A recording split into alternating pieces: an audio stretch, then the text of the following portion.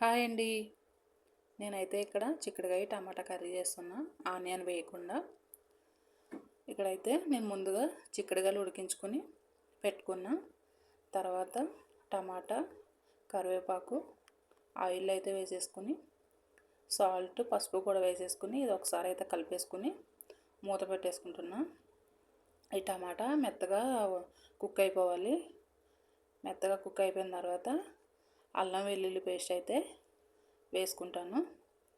అల్లం వెల్లుల్లి పేస్టు ఈ కర్రీకి కొంచెం ఎక్కువగా వేసుకోండి, ఎందుకంటే ఈ అల్లం వెల్లుల్లి పేస్ట్ వల్లే కర్రీకి టేస్ట్ అనేది వస్తుంది. అయితే ఇది అల్లం వెల్లుల్లి పేస్ట్ వేసుకున్న తర్వాత అది పచ్చివాసన పోయిన తర్వాత మనం అయితే ముందుగా ఉడికించి పెట్టుకున్నాం కదా చిక్కుడుకాయలు, అవి కూడా వేసేసుకుంటున్నా. చిక్కుడుకాయలు లైట్గానే ఉడికించుకోండి, లేకపోతే మరి మెత్తగా అయిపోతే అంత బాగుండదు. తర్వాత నేను ఇందులో ఈ చిక్కుడుకాయల్లో ధనియాల పొడి, కారం కూడా వేసాను, అదైతే మిస్ అయిపోయింది.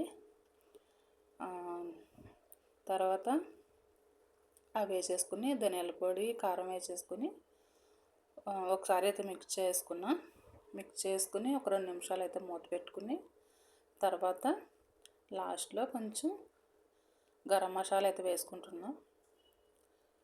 ఇది వీడియో అయితే చాలా చిన్నదండి, ఒక 3 నిమిషాలు కూడా ఉండదు, చాలా చిన్నది.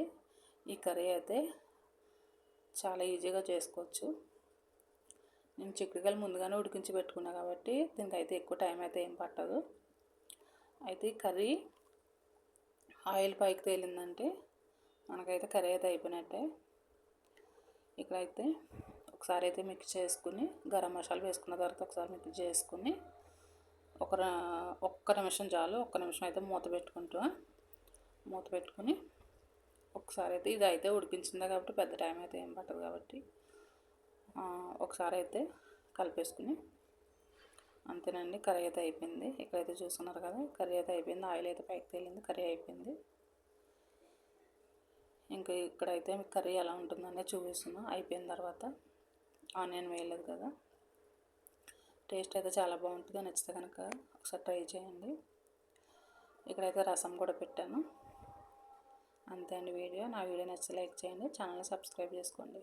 Bye bye.